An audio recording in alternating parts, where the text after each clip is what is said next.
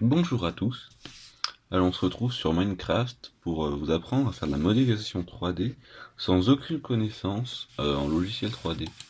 Donc tout d'abord on va créer un monde, donc en créatif, c'est mieux s'il est plat mais on peut faire un monde normal.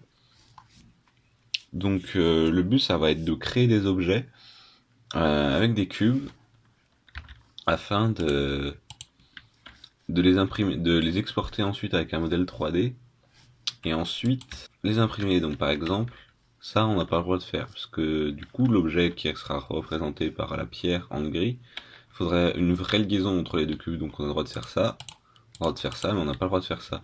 Et également si on fait ça, ce cube là on aura besoin d'un support, donc par exemple là c'est interdit de faire ça. On a le droit de faire ça s'il n'y a pas de support, puisque du coup l'imprimante elle peut imprimer très bien comme ça et après passer au-dessus comme ça. Mais comme ça, il faudra imprimer comme ça et après on retirera le support. On va faire une petite construction assez sympathique. On a le droit à tous les objets de Minecraft. On a le droit à toutes les dalles, tous les barreaux, la redstone. Ça va vraiment exporter ce qui est représenté à l'écran. Pour les barrières, on a également le droit. Parce que du coup là, ça sera imprimé comme ça et ça fera un petit pas sur le côté. Donc également pareil sur ça. Et en plus, en termes de réglage d'impression, on peut vraiment prendre des qualités beaucoup moins bonnes, moins grosses. Du coup là on a notre petite construction. Donc on va passer sur le logiciel de modélisation 3D. Donc on se retrouve sur le logiciel Mineway. Et donc pour recharger votre monde, il suffit d'aller dans File, Open, et de rechercher le l'emplacement de votre dossier de sauvegarde Minecraft. Donc là, c'est dans Save. J'ai oublié de donner un nom, mais je sais que c'est celui-là vu que il est 16h à l'heure où je tourne cette vidéo. Et on clique sur Level Date, donc ça va charger le monde. Qu'on peut zoomer, et là on peut voir le trou que j'ai fait et la construction. Donc on va d'abord tout sélectionner. Donc là on a deux jauges, donc c'est la hauteur sur laquelle on va exporter le modèle 3D.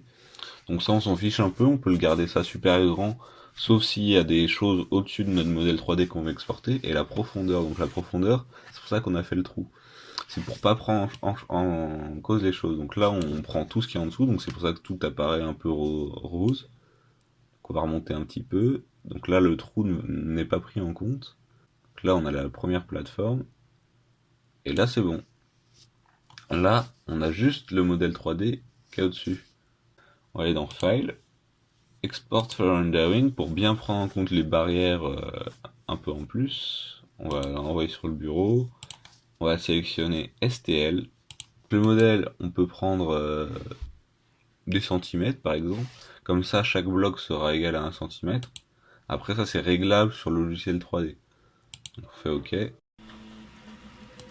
Donc voilà, on se retrouve sur le logiciel d'impression 3D.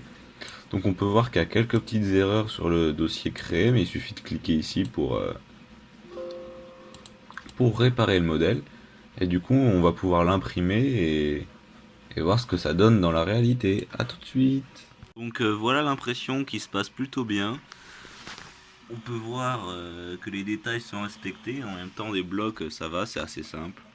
Donc voilà le modèle final. Donc on peut voir que les barrières ont bien été imprimées des deux côtés, que le toit a bien été imprimé également. Bon, il y a un petit peu de filament, mais sinon c'est un modèle plutôt réaliste et plutôt bien fait.